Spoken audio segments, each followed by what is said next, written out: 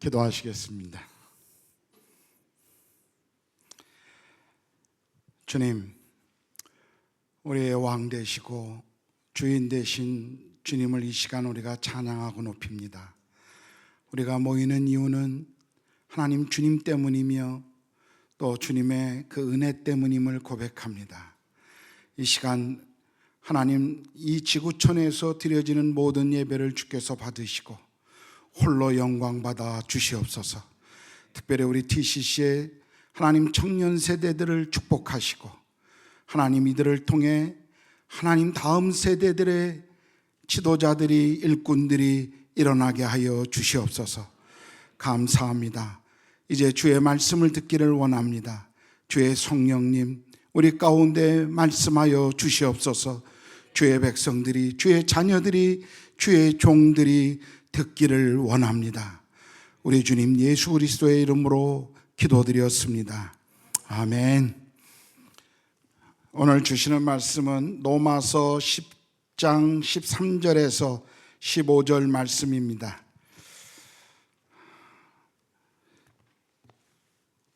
우리 한 절씩 한번 교독하겠습니다. 13절 제가 읽고 14절 여러분이 읽고 15절 같이 읽도록 하겠습니다. 13절입니다. 누구든지 주의 이름을 부르는 자는 구원을 받으리라.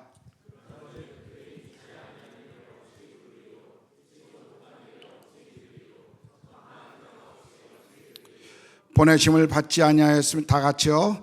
보내심을 받지 아니하였으면 어찌 전파하리요. 기록된 바 아름답도다 좋은 소식을 전하는 자들의 발이여 함과 같으니라. 아멘. 우리 한번 그 사진을 좀 보여주시겠습니까? 여러분 혹시 이분이 어떤 분인지 아세요? 1840년에 목사의 아들로 태어나셨습니다. 1863년에 23살의 나이로 목사 안수를 받고 또 외과 의사 공부를 하다가 선교사로 파송되어 상하이에 중국에 선교사로 오게 됩니다. 도착한 지 1년 반쯤 되었을 때 사랑하는 아내와 그의 딸을 상하이에서 풍토병으로 잃습니다. 깊은 상심과 좌절 가운데 어찌할 바를 알지 못할 그런 시간에 이분은 중국 사람들과는 비슷하지만 몸과 옷차림이 말이 다른 한 부류의 사람들을 만나게 됩니다. 조선에서 온 보부상들이었습니다. 이분은 조선에서 온 이 보부상들을 만나며 조선이라고 하는 땅에 대한 정보를 얻습니다. 그리고 조선말을 배우고 그리고 조선에 가기로 그의 마음 가운데 결심합니다. 그가 1866년 8월 1일에 그의 아버지에게 보낸 편지의 내용은 이러했습니다. 아주 잔인하고 사악한 대학살이 조선에서 일어났습니다. 그럼에도 누군가 조선에 들어가 선교의 문을 여는 것이 중요함을 깨달아 제가 조선에 들어가기로 결정하였습니다. 이 편지가 그의 고향 영국에 도착하기도 전에 그는 1866년 9월 5일 대동강에서 참수를 당함으로 한국 땅에 찾아와 줬던 개신교 최초의 선교사요 순교자였던 노버트 저메인 토마스 선교사입니다. 또 한 사람을 저는 소개하기를 원합니다. 이분의 이름은 로제타 홀이라고 합니다. 그녀는 의과대학을 졸업하고 조선 땅에 최초의 여성 의사 선교사로 들어옵니다. 그를 사랑했던 한 남자 제임스 홀이라고 하는 그 남자, 원래 중국 선교사로 가려고 했던 같은 의사였던 그가 이 여인 때문에 조선에 오게 됩니다. 그리고 서울에서 첫 번째 서양식 결혼식을 올린 부부가 됩니다.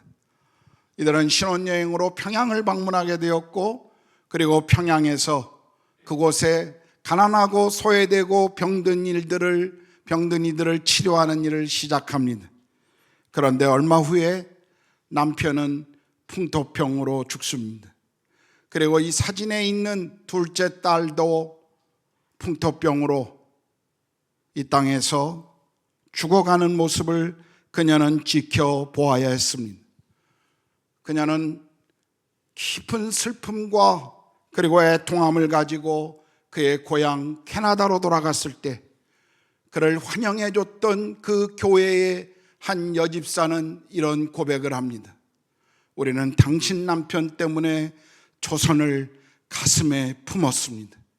우리는 당신 남편 때문에 조선을 가슴에 품었다고 하는 이 고백을 들었던 이 여인은 다시 힘을 내어 조선 땅으로 돌아와 주었습니다. 사진에 보이는 아들 셔우드도 훗날 의과의사로 평생 우리 조선 땅을 위해서 사역해 주었습니다. 서울 양화진에 가면 이 셔우드올 가족의 묘가 지금도 우리를 맞이하고 있습니다.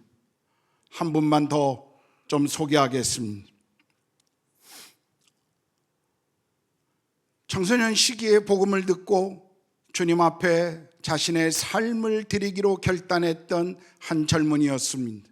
20살 때 인도에서 사역하고 건강상 돌아왔던 한 선교사의 설교를 주일날 이 젊은이는 들었습니다. 사막에서 물이 없어 죽어가는 사람들이 있는데 당신에게 금그릇이 있다면, 당신에게 은그릇이 있다면, 아니 금과 은은 없다 할지라도 당신이 찌그러진 깡통이라도 가지고 있다면 그 깡통에 생수의 물을 전해줄 수만 있다면 사막에서 복음 없이 죽어가는 영혼들을 구원할 수 있을 것이라고 하는 그 메시지를 이 청년은 듣게 됩니다. 그리고 그날 이 청년은 이런 고백을 주님 앞에 드립니다. 하나님, 비록 제가 찌그러진 깡통과 같을지라도 제 삶을 주님 앞에 드리겠습니다. 그리고 그는 그날의 그 고백과 결단을 지키기 위해 그 당시 가장 선교지로 어렵다라고 사람들에게 인식되었던 조선이라고 하는 한 작은 땅을 기억하고 그 땅을 찾아와 줍니다. 고등학교밖에 졸업하지 않은 사람이었습니다. 신학을 공부하지 않은 평신도였습니다. 그렇지만 그는 복음을 전해야 한다는 열정을 가지고 20세의 나이로 조선 땅을 찾아와 주었습니다. 평생 조선에서 그의 젊음을 드렸고 평생의 삶을 드렸습니다. 그가 죽어갈 때 그는 이런 유언을 남겼습니다. 나를 기억하지 말고, 나를 추억하지 말고 오직 주님만 바라보라고 하는 그 유언과 함께 내 무덤을 만들지 말라고, 사람들에게, 그가 섬겼던 조선 사람들에게 신앙의 추억거리조차도 자신이 되기를 원하지 않았던 이 청년, 우리 침례교회 첫 번째로 와주었던 말콤 페닉 선교사입니다. 여러분, 이 모든 사람들, 이런 이야기를 가지고 있는 선교사님들의 이야기를 이 시간 여러분과 나눈다면 우리는 밤을 새도 부족한 시간일 것입니다. 이런 젊은이들, 이런 선교사님들은 왜 조선 땅을 찾아와 주었을까요? 그들은 자신들의 인생의 젊음을 소중히 여기지 않았을까요? 그들은 자기 가족들, 자녀들의 생명을, 그들의 인생을 소중히 여기지 않았을까요? 왜 이들은 조선 땅에 찾아와 주었을까요? 오늘 우리가 읽었던 13절의 말씀 때문이었습니다. 누구든지 주의 이름을 부르는 자는 구원을 받으리라. 이것은 에덴에서 아담이 범죄한 이후에 하나님 없이 인생을 살아가는 사람들을 향하여 주께서 지금까지 우리를 향해 외치고 있는 주님의 메시지입니다. 누구든지 주의 이름을 부르는 자는 구원을 받을 것이라고 말씀하시는 것이 성경의 약속입니다. 우리에게 말씀해 주시는 한결같은 약속이죠. 성경은 우리를 찾아오시는 하나님 아버지에 대한 그분의 마음을 계속 설명해 주고 있습니다. 디모데전서 2장 4절은 하나님은 모든 사람이 구원을 받으며 진리를 아는 데 이르기를 원하신다고 말씀하십니다. 누가복음 19장 10절에 보면 내가 온 것은 인자가 온 것은 잃어버린 자를 찾아 구원케 하심이라고 우리 주님이 왜 하늘 보좌를 버리시고 이 땅에 오셨는지 그것을 우리에게 그렇게 설명해 주셨습니다. 잃어버린 자를 찾아 이 땅에 와주셨던 주님을 우리는 기억합니다. 여러분, 혹시 여러분의 삶 가운데 정말 소중한 것을 잃어버려 본 적이 있으십니까? 저는 오래전에 카자흐에서 선교사로 있다가 잠시 한국을 방문하는 시간 속에 제 아들을 잃어버린 적이 있습니다. 그때 저는 서울에서 일이 있어서 머물고 있었고, 그리고 제 아내와 아이들은 처갓집인 부산을 방문하고 있었습니다. 두 아이가 동네를 구경하러 나갔다가 헤어져 돌아오는데 3살, 4살쯤 되었던 제 아들을 잃어버렸습니다. 가족들이 다 동원돼서 찾았지만 우리 아이를 찾을 수가 없었습니다. 아내가 서울에 있는 저에게 전화를 했습니다. 아들을 잃어버렸다고, 요한이를 잃어버렸다라는 그 이야기를 듣는 동안, 물론 3시간, 4시간 뒤쯤에 우리 아들을 다시 찾았습니다. 그러나 그 3시간, 그 시간은 제 인생에 마치 멈춰버린 시간처럼 제 마음을 얼마나 힘들게 하고 애통하며 애끓게 했는지 모릅니다. 우리는 종종 TV에서 가족을 잃어버린, 특별히 아이들을 잃어버린 사람들의 그 삶의 모습을 접하곤 합니다. 그들은 모든 직업을 포기한 채, 모든 일상의 삶을 포기한 채 전국을 다니면서 전단지를 나누며 제 아이 누구라고, 제 딸 누구라고 한 번만 봐달라고 애끓는 심정으로 사람들에게 전단지를 나누는 것을 봅니다. 모든 일상을 멈춰버린 사람들, 잃어버린 딸, 잃어버린 자녀들을 찾기 위한 그들의 애통함, 우리는 그것을 보며 눈물을 흘립니다. 그러나 성경은 잃어버린 영혼들을 향하여 그보다 더 애끓게 영혼들을 찾고 계시는 우리 아버지 하나님의 마음을 오늘 계속 우리에게 던지고 있는 것입니다. 이 하나님의 마음을 알기 때문에 선교사들은 열방을 향해서 나아가는 것입니다. 저는 한 선교 집회에서 아제르바이잔에서 온 한 선교사를 만난 적이 있습니다. 젊은 부부였습니다. 결혼하고 얼마 후에 아제르바이잔의 선교사로 들어왔습니다. 그리고 그곳에 사역하는 동안 아주 기쁜 소식을 접합니다. 아내가 임신한 것이었습니다. 너무 첫 번째 아이를 선물로 주신 이 하나님의 사랑과 은혜 때문에 그들은 얼마나 기뻐했는지 모릅니다. 아이가 뱃속에서 자라며 계속 기도하며 아이를 축복합니다. 그런데 어느 날 의사가 이 부부에게 청청병력과 같은 소식을 전합니다. 이 아이가 장애를 가지고 태어날 것이라는 것입니다. 태어나도 오래 살지 못할 것이라고 이 부부에게 이야기해 주었습니다. 이 부부는 기도하는 가운데 하나님이 주셨다면 우리는 마땅히 그 아이를 키울 것이라고 의사가 낙태를 권유했지만, 그러나 그들은 아이를 낳기로 결정합니다. 태어난 아이를 바라보며 이 부부는 멀쩡하게 생긴 그 아들을 바라보며 너무 기뻤습니다. 그런데 그 아이에게 결정적인 한 장애가 있었어요. 심장을 가지고 태어나지 못했습니다. 그 아이에게는 심장이 없었어요. 인큐베이터에서 며칠을 버티다가 그 아이는 세상을 떠났습니다. 이 부부는 그 아이의 장례를 치르고 돌아오면서 내내 하나님 앞에 이런 고백을 했다고 합니다. 하나님, 왜 그러셨습니까? 하나님, 우리 부부에게 왜 이런 일이 일어나야 합니까? 하나님, 왜 우리입니까? 그는 이해할 수 없는 그 하나님의 마음을 계속 묻고 질문하면서 하나님의 음성을 마침내 듣게 됩니다.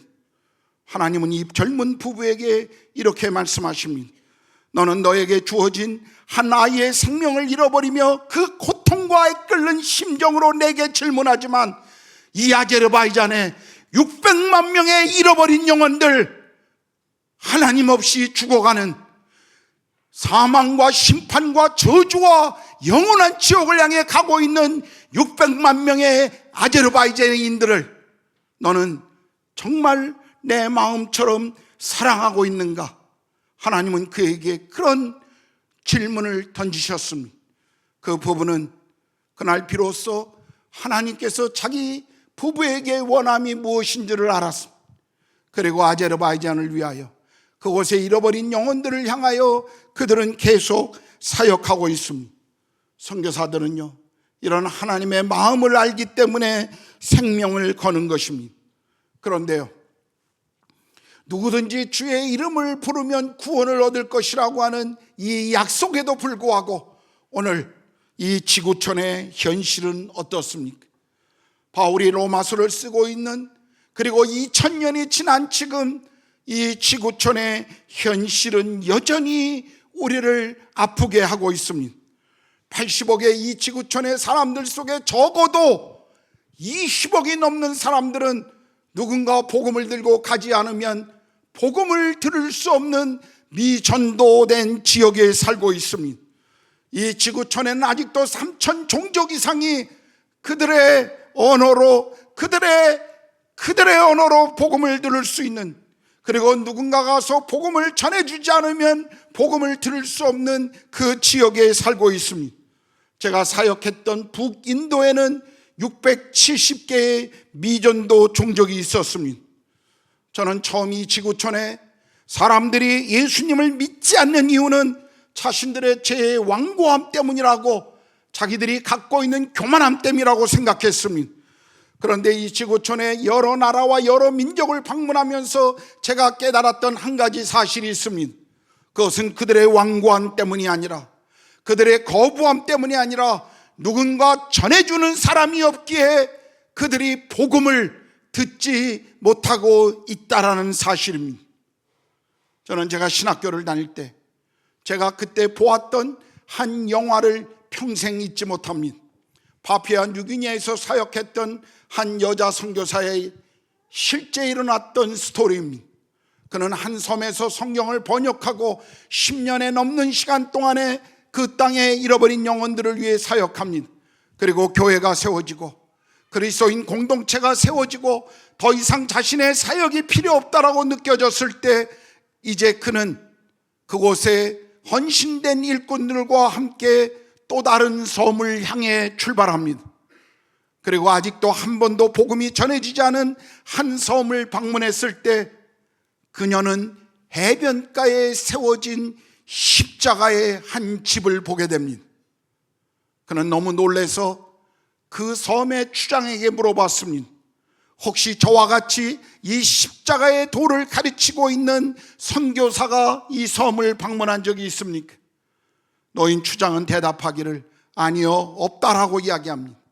그렇다면 여러분 가운데 누군가가 다른 곳에 가서 이 십자가의 도를 듣고 돌아온 적이 있습니까?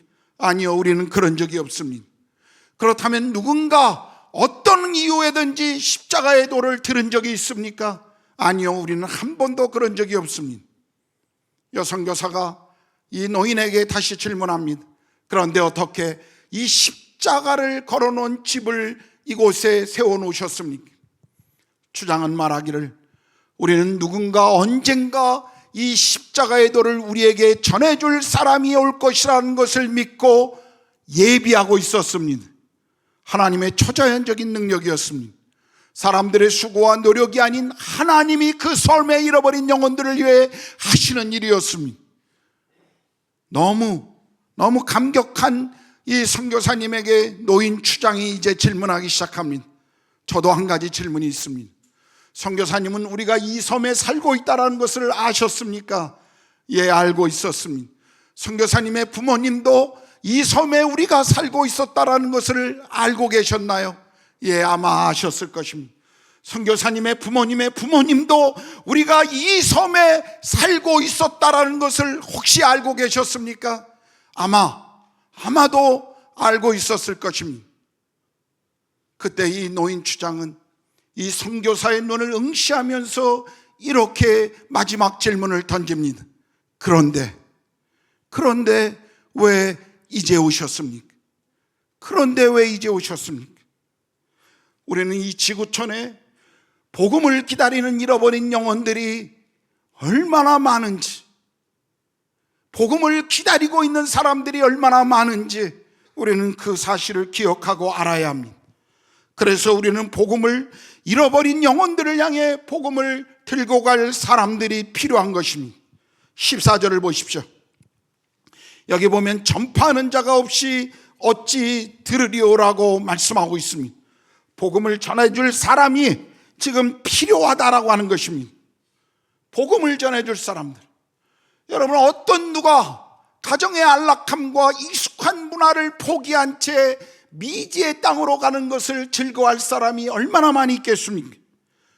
여러분, 선교사들은 그런 의미에서 바보 같은 사람들이에요. 선교사들은 정말 사람들이 이해하지 못함을 받습니다. 한국에 있으면 더 잘할 수 있는 사람들인데 왜 저렇게 가야 하고, 듣지 않는 사람들을 향해서 왜 저렇게 고생해야 하는지 사람들은 종종 선교사들을 이해하지 못합니다. 오해합니다. 사랑하는 사람을 일찍 떠나보낼 수도 있습니다. 아이들은 가슴으로 아파합니다. 문화적으로, 상황적으로, 재정적으로 선교사들은 늘 어려움을 겪습니다. 한 영혼을 얻는데 수년의 시간, 아니 수십 년의 시간을 기다려야 할 수도 있습니다. 오래 기다려야 하는 인내는 선교사들의 삶의 필수입니다. 미래가 불투명합니다. 사후는 준비되었지만 노후는 불안정한 사람들이 선교사들입니다. 그래도 선교사는 생명을 겁니다. 잃어버린 영혼을 향한 그 아버지 하나님의 마음을 알기 때문에 그들은 갑니다. 그리고 자신이 사랑하고 기도했던 그 민족, 사랑하는 사람들을 위하여 그 땅을 주님의 마음으로 오늘도 바보같이 지키고 있습니다. 가는 것에는 늘 대가가 필요합니다. 사랑하는 가족들을 떠나야 하는, 그리고 생명을 내거는 위험성의 대가를 우리는 지불해야 하는 것입니다. 그런데요, 여러분, 한 가지를 생각해 보십시오. 이 세상에 어떤 전쟁이 대가 없이 승리를 얻은 전쟁이 있습니까? 우리는 영적 전쟁에 부름받은 하나님의 군대, 하나님의 군사들입니다. 우리를 부르신 이들을 기쁘게 하기 위해서 부르심을 받은 자들은 자기의 생활에 얽매이지 않는다라고 성경은 우리에게 도전하고 있습니다. 오늘 하나님이 이 땅 가운데 그분의 영광을 위하여, 하나님의 나라를 위하여 갈 때, 그 영적 전쟁 가운데 우리가 참여할 때 우리가 치러야 될 대가들, 그 대가들은 얼마나 많이 있는지 모릅니다. 그러나 어떤 전쟁에 젊은이들의 피와 그리고 수많은 재산과 재정이 들어가지 않은 채 승리가 있었던 전쟁이 있었습니까? 때때로 선교지에서 들려오는 안타까운 소식도 있습니다. 순교의 고통스러운 소식도 듣습니다. 어떤 이들은 선교의 방법적인 면을 비난하는 사람도 있습니다. 물론 선교의 지혜가 필요한 것은 당연합니다. 그러나 저는 선교에 대해서 비난하는 어떤 소리도 결코 받아들일 수가 없습니다. 저는 인정할 수가 없어요. 그들의 희생과 대가 지불이 헛된 것처럼 이야기하는 사람들의 이야기를 저는 결코 용납할 수가 없습니다. 선교사들의 선교 현장에서 드려지는 그들의 그 헌신이 과연 헛된 것일까요? 여러분, 양화진 묘에 가면 누이 캔드릭이라고 하는 한 자매의 묘비가 있습니다. 미국 텍사스 웹릿 교회에서 1907년에 한국에 파송한 싱글 여자 선교사입니다. 24살의 나이로 한국 땅에 와서 언어를 배우던 중에 8개월 만에 급성 맹장염에 걸려서 조선 땅에서 젊은 나이로 생명을 드렸던 여인이었습니다. 우리는 그녀가 왜 조선 땅에 선교사로 와준 그 헌신에도 불구하고 하나님이 그 선교사를 그렇게 빨리 데려가셨는지 우리는 이해할 수가 없습니다. 그녀의 순교 소식이 그녀의 교회에 알려졌을 때 그 주일 예배는 온통 울음바다였습니다. 강단에서 말씀을 전하시는 목사님도 그의 메시지를 이어갈 수가 없었습니다. 그녀의 가족과 그녀의 친구들은 모두가 울고 그녀를 그리워했었습니다. 그런데요, 그 예배에 그녀의 유언장이 공개됩니다. 내가 죽거든, 내가 일찍 떠나거든 조선을 위해 20명, 30명, 50명의 선교사들을 보내어달라고, 나를 위해 슬퍼하기보다는 더 많은 선교사들을 조선 땅을 위해 보내달라고 그런 유언장을 그녀는 남겼습니다. 그녀의 죽음이 헛된 것이 아니었습니다. 그녀의 유언대로 그 교회 청년들 가운데 20명의 젊은이들이 조선을 위해 헌신하고 와주었습니다. 양아진에 있는 그녀의 무덤에는 이렇게 적혀 있습니다.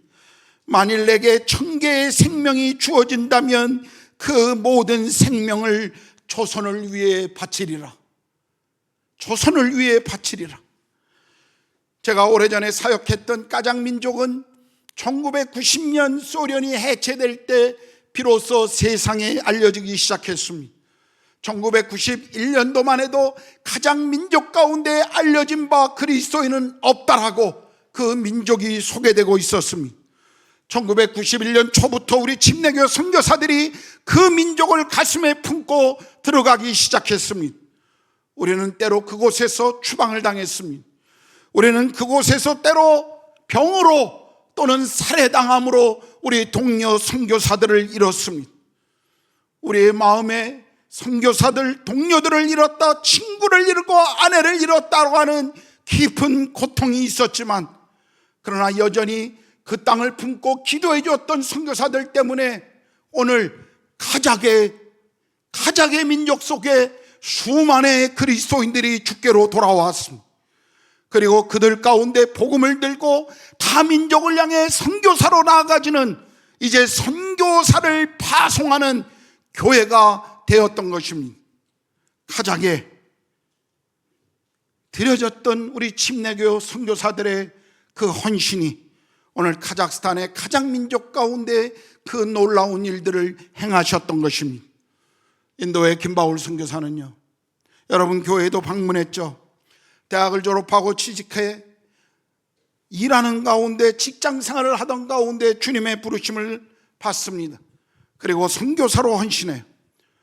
MDB를 졸업하고 대학원을 졸업하고 어디로 가야 하나 기도하다가 인도에서 선교사가 필요하다는 요청을 받고 인도를 정탐하게 됩니다. 인도에 정말 열악하고 정말 사람의 눈으로 볼 수 없을 만큼 그 가난한 사람들, 찌들은 영혼들을 보면서 인도 땅에 오고 싶어 하지 않았습니다. 인도 땅을 오지 않겠노라고 마음을 굳히던 중에 세람포에 있는 윌리엄 캐리 무덤을 방문합니다. 인도 선교의 아버지, 현대 선교의 아버지라고 말하는 우리 침례교가 나온 위대한 선교자 윌리엄 캐리의 무덤이 그곳에 있습니다. 저도 그것을 여러 번 방문해 보았어요. 그런데 김영대 선교사가 그 무덤을 방문했을 때 현대 선교의 아버지라고 불렸던 그분의 무덤에 수많은 잡초가 덮여 있는 것을 보며 그는 그곳에서 회개합니다. 영광이 아니라, 자신의 안일함과 평안함이 아니라 인도 땅을 향해 와줬던 우리 믿음의 선배들처럼 나도 이 땅을 밟고 이 땅을 섬기겠노라고 결단하고 인도 땅을 찾아와 줬습니다. 그는 인도에 가서 수많은 사람들이 밀고 당기는 버스에서 떨어져 한 발을 버스 뒷바퀴에 밝힙니다. 다리를 잃어버릴 뻔했습니다. 지금도 그는 그 험한 상흔을 가지고 있습니다. 암에 재발되어 인도에 돌아가면 죽을 것이라는 의사의 권고에도 불구하고 그는 인도 땅을 다시 돌아갔습니다. 인도에서 이슬람들을 위해 사역하며 수많은 여러 번의 살해 위협의 편지를 받습니다. 떠나지 않으면 죽이겠노라고 하는 위협을 받았습니다. 그런데도요,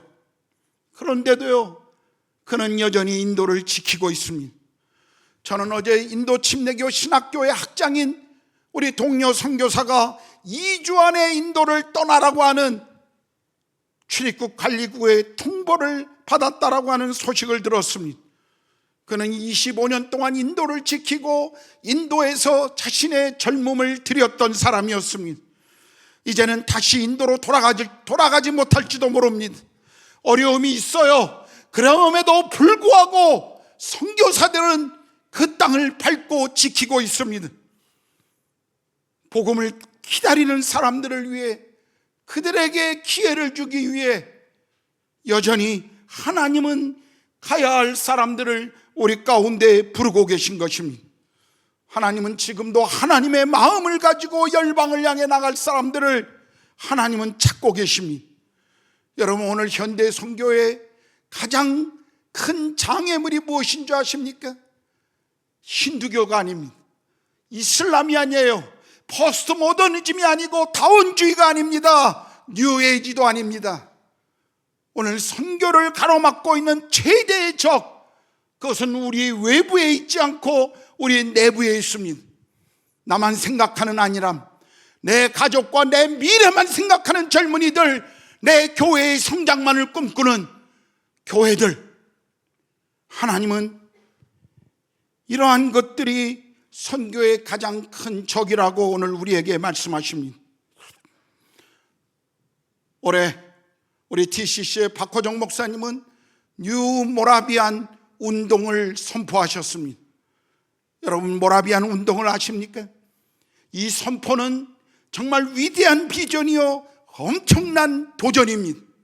모라비안들, 잔 후스와 그리고 독일의 경건주의 운동에 영향을 받았던 이 모라비안들, 그들은 유럽 교회가 기울어져 가고 있었을 때 다시 유럽 교회를 어두움 속에 찬란한 빛으로 세웠던 누룩과 같은 존재들이었습니다.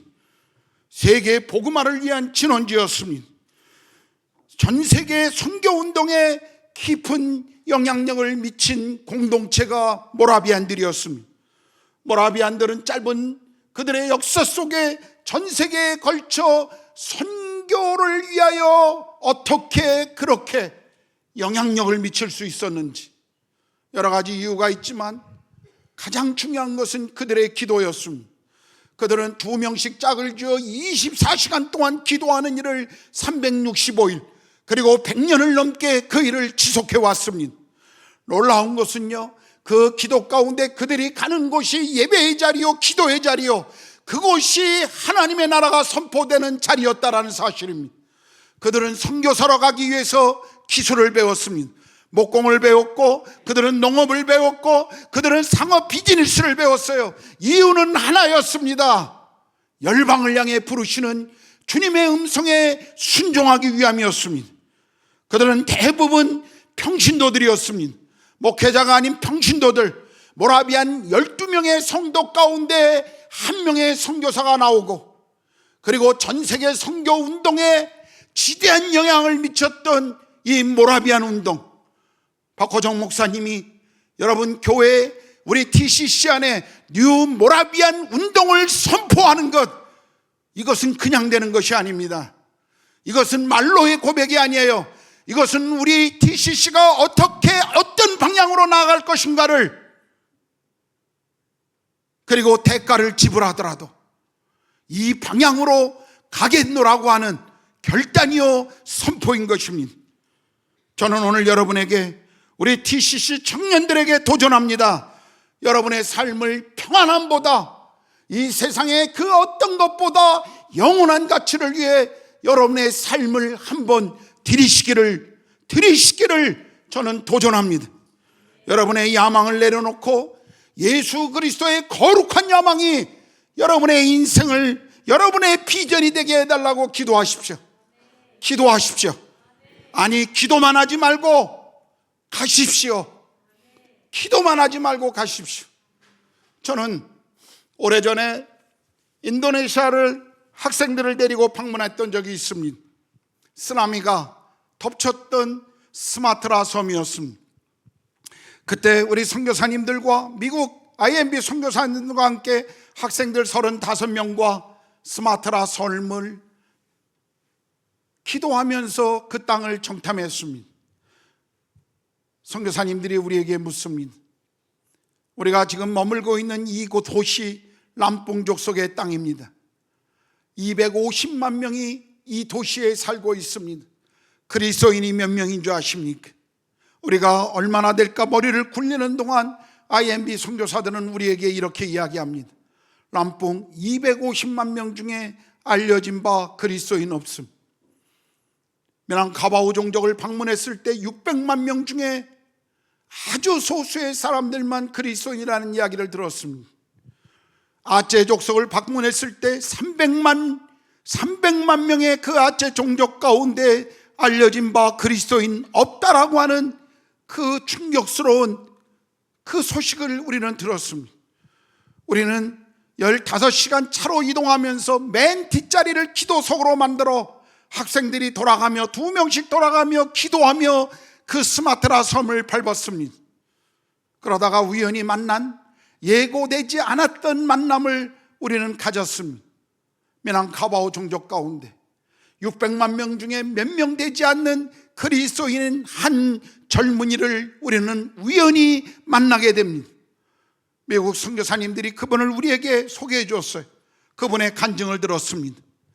그는 코란에서 나오는 이사가 누구인지, 예수가 누구인지에 관심을 갖습니다. 그리고 그 이사가 누군지 이맘을 찾아가 물어봤지만 답을 제대로 들을 수가 없었어요. 그는 가톨릭의 사제를 만났지만 이사에 대한 이야기를 들어볼 수가 없었습니다. 저 추록 운전사였는데 그는 추록 운전사였는데 추록을 타고 한 10시간 가면 거기 한 미국인들이 병원을 운영하는데 그들이 이사를 전하는 사람들이라는 이야기를 듣게 됩니다. 그리고 추록을 몰고 미국 남침내교 선교사들이 세운 병원을 찾아와요. 그리고 그곳에 와서 코란에서 말하는 이사 예수가 누구인지를 질문합니다. 선교사들을 통해서 복음을 듣고 예수를 이 형제가 받아들이게 됩니다. 그리고 기초적인 양육을 받고 자기 고향으로 돌아가요. 그리고 고향에 돌아가서 자기는 이제 이사를 메시아로 믿노라고 선포합니다. 그런데요, 그날 밤 이 형제는 그 마을을 도망칠 수밖에 없었습니다. 왜냐하면 그 마을의 사람들이 이사를 메시아로 믿는 이 청년을 죽이기로 결정했기 때문이었습니다. 야밤에 사랑하는 아내와 아들을 두고 도망갈 수밖에 없었던 이 청년, 그러나 여전히 복음의 일꾼으로 자신의 삶을 계속 포기하지 않고 드리고 있는 이 청년을 우리는 만나고 그의 간증을 들었습니다. 우리 대학생 중에 한 명이 질문했어요. 형제가 예수 때문에 그 수많은 고난을 경험하고 있는데 예수 믿은 것을 후회해 본 적은 없나요? 그 청년은 이렇게 대답했습니다.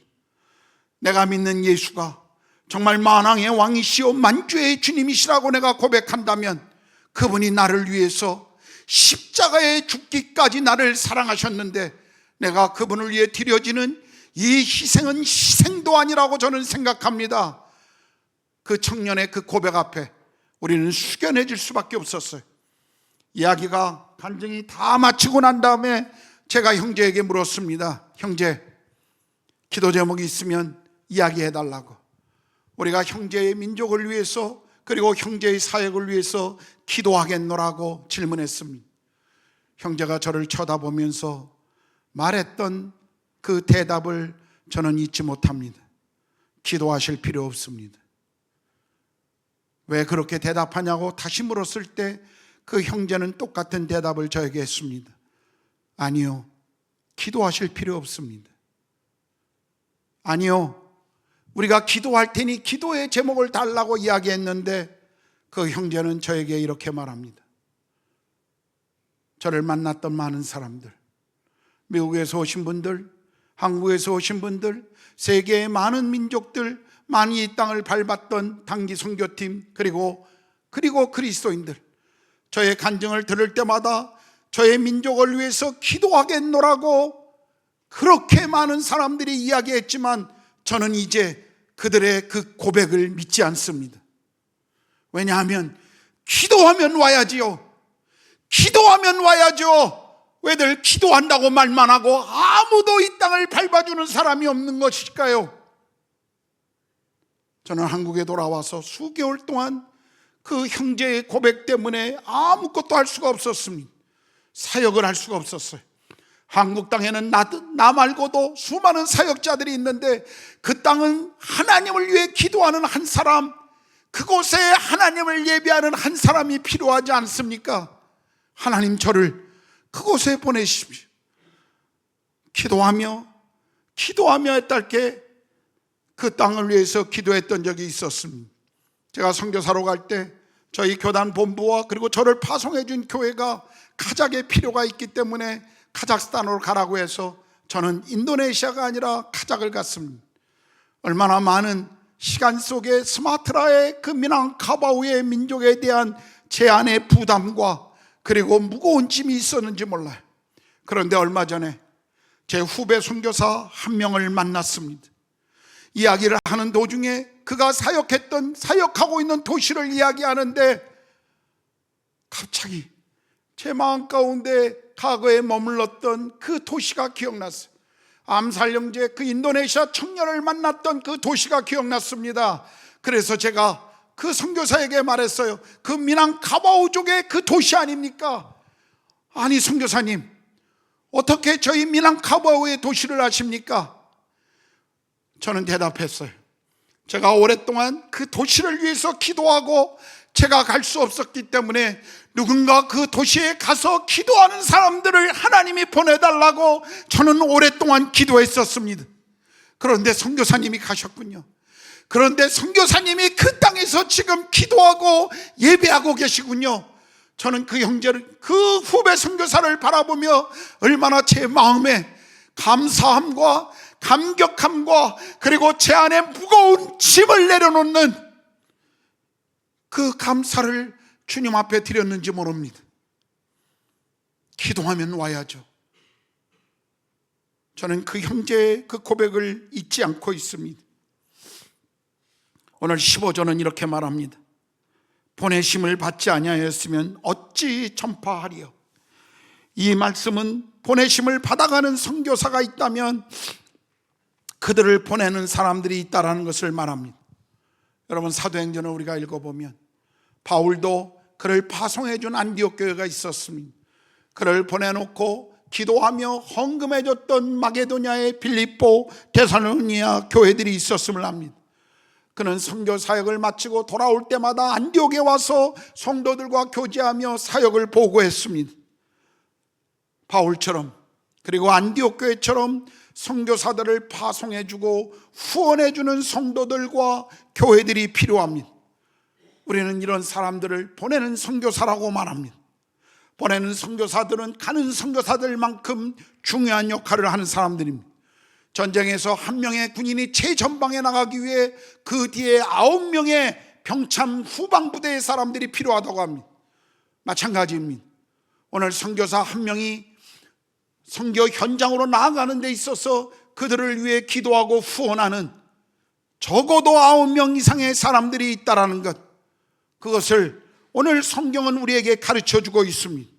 후방에 보내는 선교사들, 만일 여러분들이 지금 가는 선교사로 결단하고 헌신하고 있지 않는다면 적어도 지금 하나님은 여러분을 지금 이 땅에 여러분이 머무는 곳을 땅끝임을 기억하게 하시고 보내는 선교사로 선교사적 삶을 살아가게 하도록 이 땅에 머물고 있다는 사실을 여러분 기억하셔야 합니다.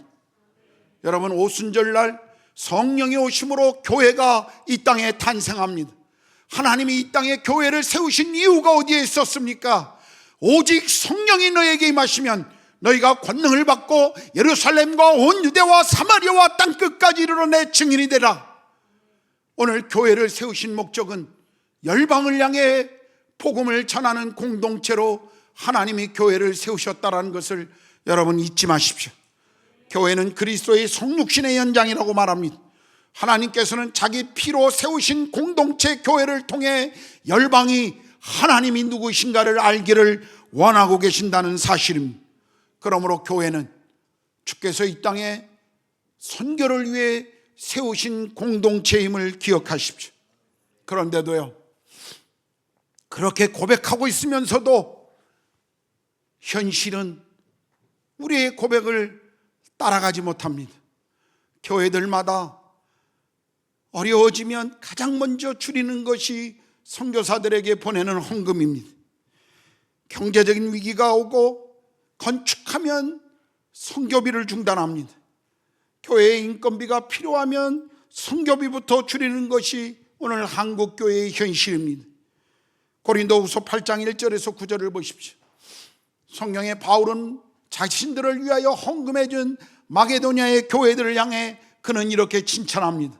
너희가 극한 가난 가운데도 풍성한 헌금을 기쁨 가운데 내게 보내주었노라고 바울은 그렇게 그들을 칭찬하고 있습니다.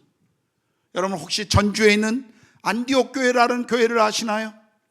기독교 장로교에 속해 있는 장로교단에 속해 있는 교회입니다. 일명 깡통교회로 알려진 교회예요. 저는 그 교회를 여러 번 방문해 봤습니다. 그리고 그 교회 선교를 어떻게 하고 있는지, 그 교회가 어떻게 그렇게 선교를 정말 건강하게 하고 있는지 저는 그 교회를 방문하고 그 목사님을 만나서 이야기를 들었습니다. 참 훌륭한 교회입니다. 겉모습은 화려하지 않을지 모르지만 그러나 그들은 오늘 한국 땅의 그 어떤 교회보다도 선교에 목숨을 건 교회였습니다. 그런데 그 교회 집사님이 쓴 한 책이 있어요. 깡통교회 이야기라고 하는 그 한 집사님이 쓴 책에 보면 제 마음을 붙들었던 한 글귀가 있습니다. 깡통교회라고 말하는 전주 안디옥 교회의 슬로건이 무엇인 줄 아십니까? 불편하게 삽시다 선교를 위해서. 그들의 슬로건이요, 선교를 위해서 불편함을 감수하자는 것이었습니다. 저는 수원의 한 교회를 방문했을 때 주보에 쓰여져 있는 글귀를 읽고 제 마음에 감동을 받은 적이 있습니다. 그 교회 주보에는 이렇게 쓰여져 있었습니다. 선교하다 망한 교회가 됩시다. 선교하다 망한 교회가 됩시다. 저는 TCC가 선교하다 망한 교회가 되기를 원합니다. 우리 TCC가 모라비안들처럼 100년을 넘는 기도의 역사를 이뤄갈 뿐만 아니라 이 땅에 이 TCC 안에는 젊은이들이 복음을 들고 열방을 향해 나아가며 오히려 이 자리에 남아있는 자들이 그들을 보내고 책임져 주는 그 일들이 오늘 TCC 안에 일어나기를 소망합니다. 정말 교회를 세우신 목적이 선교라는 것을 우리가 안다면 우리는 남은 재정이나 우리는 쓰다 남은 어떤 재정을 가지고 선교하는 것이 아니라 모든 우선순위를 가지고 선교해야 함을 우리는 알아야 합니다. 여러분 미국 LA 가면 은혜교회라고 있어요. 그레이스 철치가 있습니다. 그 교회는 선교를 위해 생명을 건 교회입니다. 그 교회는요, 어떤 것보다도 선교지에 필요가 있으면 먼저 그것을 위해 드리는 교회입니다. 그 목사님을 오랫동안 여러 번 만난 적이 있어요. 인도에 찾아오셔서 저희 교회에 서서 메시지를 전한 적이 있었습니다. 그분은 이런 이야기를 합니다. 선교사들이 어떤 필요가 있으면 교회의 모든 것을 스톱하고 선교사에게 보냅니다. 우린 때로 사역자의 월급을 2달, 3달 주지 못한 적도 있습니다.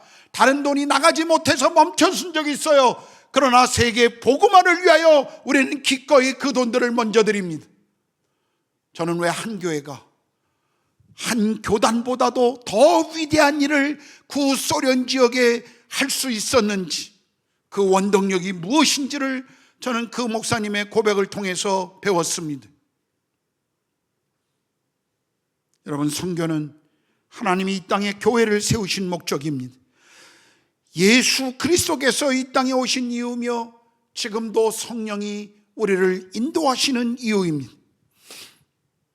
저는 우리 TCC가 정말 선교를 위해서 이런 선교사적 삶에 동일한 헌신을 하기를 정말 부탁을 드립니다. 오늘 여러분들이 선교를 위해 헌금을 작정한다는 것을 제가 들었어요. 그 이야기를 들으면서 제 마음 가운데 한 가지 생각이 있었습니다. 정말 우리 TCC의 청년 세대가 기꺼이 열방을 향해 나아가는 선교사들과 그리고 선교를 위해 헌금하고 그것을 위해 기도하는 사람들, 그들이 우리 안에 수많은 청년 세대들 가운데 일어난다면 하나님이 얼마나 기뻐하실까? 저는 그것을 생각했습니다.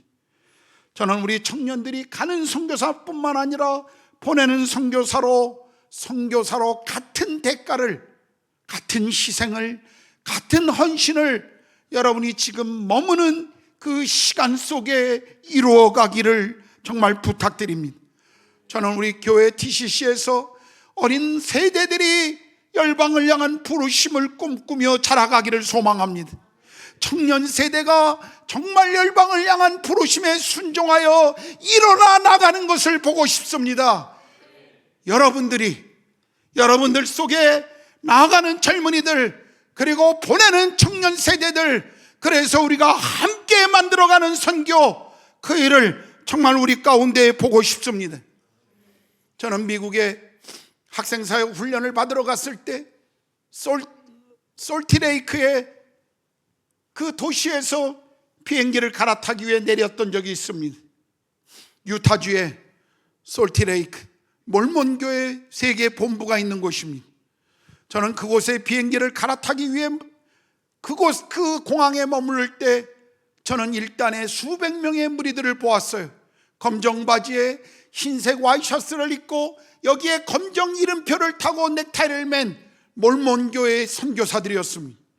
그들은 몰몬교회의 그 교리를 전하기 위해서 30살이 되기 전에 3년의 시간을 의무적으로 해외에서 선교사로 봉사합니다. 저는 그날 그들을 바라보며 눈물로 주님 앞에 기도한 적이 있습니다. 하나님, 진리가 아닌 것들을 위해서도 3년을, 그들의 젊음의 3년을 드리고 있는데 복음을 알고 그리스도가 우리의 왕이라고, 우리의 삶의 주인이라고 고백하는 우리 그리스도의 젊은이들은 도대체 어디에 있습니까? 복음을 들고 나아가는 우리의 청년 세대들은 과연 어디에 있습니까? 저는 그들을 바라보며 주님 앞에 눈물로 기도했던 적이 있습니다. 저는 오늘 여러분에게 도전합니다. 여러분 젊음의 11조를 주님께 드리십시오. 적어도 여러분 인생의 젊음의 11조를 주님 앞에 드려보십시오. 우리 교단의 해외 선교본부는 인턴십이라고 하는 6개월에서 1년의 선교사를 보내는 프로그램을 가지고 있습니다. 2주 훈련을 받고 1년 동안 선교지의 해외 선교사들을 돕는, 그곳에서 선교를 배우는 그런 프로그램들을 진행합니다. 이미 지난 만만세 때 우리가 그것을 소개하는 것을 여러분은 보았을 거예요. 저는 여러분에게 감히 도전합니다. 여러분 젊음의 11조를 주님 앞에 한번 드려보십시오. 선교 현장에 나아가서 그 땅을 품고 그 땅을 위해 기도하고 그 땅 가운데 삶을 드리는 시간들을 여러분 한번 가져보십시오. 제 마음을 항상 움직이고 제 마음을 감동시키는 한 성경 구절이 있습니다. 요한계시록 7장 9절에서 10절입니다. 이 일 후에 내가 보니 각 나라와 족속과 백성과 방언에서 아무도 능히 셀 수 없는 큰 무리가 나와 흰 옷을 입고 손에 종려 가지를 들고 보좌 앞과 어린 양 앞에 서서 큰 소리로 외쳐 이르되 구원하심이 보좌에 앉으신 우리 하나님과 어린 양에게 있도다. 여기 각 나라와 족속과 백성과 방언 중에 수많은 무리가 흰옷을 입고 손에 종려가지를 들고 그들이 보좌 앞에서 외치기를 구원하심이 보좌에 앉으신 우리 주 어린 양께 있도다고 하는 이 찬양의 시간, 주님만을 높이는 이 고백의 시간, 저는 어느 날 그 자리 앞에 있을 것입니다. 저는 어느 날 그 자리 가운데 주님을 찬양하며 함께 서 있을 것입니다. 어느 날 여러분들도 그 자리에 함께 서서 주님을 찬양할 것입니다. 주님을 높일 것입니다. 저는 그날을 소망합니다. 그날 때문에 제 삶을 드리고 있습니다. TCC의 청년 세대여, 그날을 꿈꾸십시오. 우리는 그날 주님 앞에 설 뿐만 아니라 그날 찬양하는 이들을 통해서 이 메시지를 들을 것입니다. 형제여, 자매여, 당신이 기도하고 보내준 선교사 때문에 당신이 열방을 품고 와준 것 때문에 우리 민족이 오늘 이 자리에 함께 서 있을 수 있었습니다. 이 감격스러운 이 시간 속에 우리도 당신과 함께 할 수 있었습니다. 여러분, 그날이 기대되지 않습니까? 그날이 보고 싶지 않으신가요? 저는 다시 한번 여러분에게 도전합니다. 여러분의 젊음을, 여러분의 인생을 영원한 것을 위해서 드리십시오. 가치 있는 것을 위해 여러분의 삶을 드리십시오. 기도하겠습니다.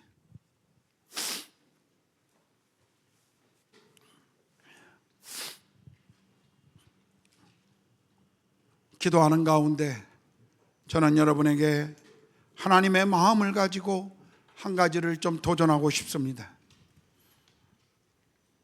여러분, 청년 세대에 열방을 품으십시오. 그리고 열방을 위해 기도할 뿐만 아니라 열방을 위해 가십시오. 오늘 우리를 부르시는 그 하나님의 마음을 들으십시오. 우리를 부르시는 하나님, 우리에게 어떤 것도 보장해 주시지 않으셨습니다. 네가 선교사로 헌신하고 순종하면 네 인생을 복된 삶으로 인도하겠노라고, 축복된 삶으로 네 삶을 명예스럽게 하겠노라고 주님은 우리에게 약속하지 않으셨습니다. 오히려 우리가 그 길을 걸으면, 그 좁은 길을 걸으면 고난 가운데, 더 많은 어려움 가운데 거하게 될 것이라고 우리에게 말씀하십니다. 이 좁은 길을 우리에게 부르시는 하나님의 마음을 여러분 들으십시오. 여러분이 그 길을 걸으면 평생 무명의 인생을 보내게 될지도 모르겠습니다. 안정된 삶을 꿈꾸지도 말라라고 주님은 우리에게 부르시며 보장하지 않으셨습니다. 그런데요, 하나님은 오직 하나를 우리에게 약속하십니다. 내가 너와 함께 하겠노라. 모세에게도 여호수아에게도 예레미야에게도 그리고 제자들에게도 하나님은 한 가지를 약속하십니다. 내가 너와 함께 하겠다.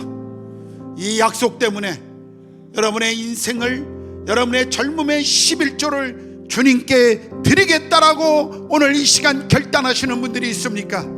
저는 올해가 가기 전에 여러분에게 도전합니다. 예, 목사님, 제가 이 시간 주님 앞에 결단합니다. 제 삶의 10분의 1을, 제 젊음의 10분의 1을 주님께 드리겠습니다. 하나님이 어떻게 저를 인도하실지 모르지만 적어도 주님이 부르시는 그곳에 제 젊음의 11조를 드리고 순종하고 나아가기를 원합니다.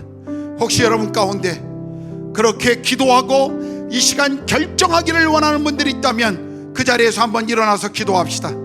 그 자리에서 한번 일어나십시오. 주님, 내가 내 젊음의 11조를 주님을 위해 드리겠습니다. 내가 나가던 보내던 내 삶의 어디를 하나님이 부르시는지 모르지만 하나님 부르시는 그곳에, 특별히 열방에 잃어버린 영혼들을 향해서 하나님, 내가 나가기를 원합니다. 내 젊음의 11조, 적어도 1년, 2년 이상의 시간을 제가 선교와 열방에 잃어버린 영혼들을 위해 사용하기를 원합니다. 하나님, 제가 여기 있습니다. 저를 사용해 주십시오. 그렇게 결단하고 그렇게 일어선 형제들, 우리 주님 앞에 한번 기도합시다. 주님, 내가 여기 있습니다. 나를 부르셨사오니 나를 사용해 주십시오. 제 젊음을 사용해 주십시오. 이 시간 함께 기도하겠습니다. 기도합니다. 주여, 주여.